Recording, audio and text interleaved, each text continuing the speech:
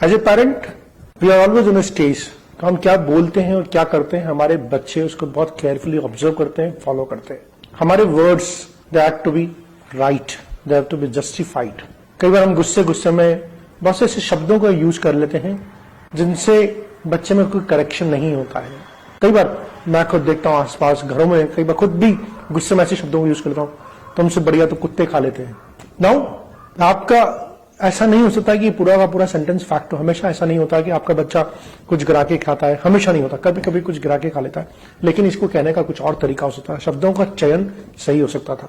या फिर तुम कभी बिना गंदा किए खाओगे भी या नहीं खाओगे। तो ये आप क्वेश्चन तो पूछ रहे हैं, लेकिन आप इसमें एक जजमेंट भी पास ऑन कर रहे हैं। आप इसमें जजमेंट ये पास कर रहे हैं कि तुम हमेशा गंदा ही खाते हो।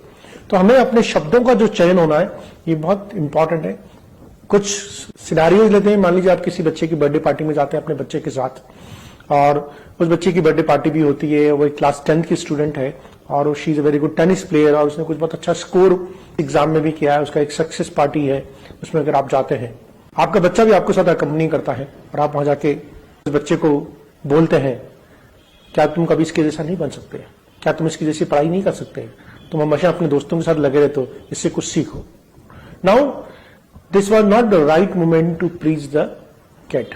ये बहुत गलत मोमेंट पे आपने उसको टीच करने की कोशिश करी है, और इससे ना तो बच्चा पार्टी एंजॉय करेगा और दोबारा से वो आपके साथ किसी बर्थडे पार्टी में जाने का या किसी भी पार्टी में जाने की इच्छा शक्ति भी खो चुका होगा। This is not the right time to teach him.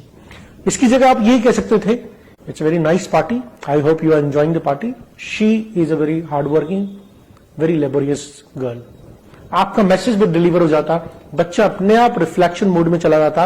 लेकिन आपने जहां पर जैसे उससे कंपैरिजन शुरू कर दिया, जैसे आपने उसको रेफरेंस पॉइंट बना दिया, बच्चा डिफेंसिव हो गया, बैकफुट पे चला गया। अब उसकी लर्निंग नहीं होगी, अब वो डिफेंसिव ही रहेगा।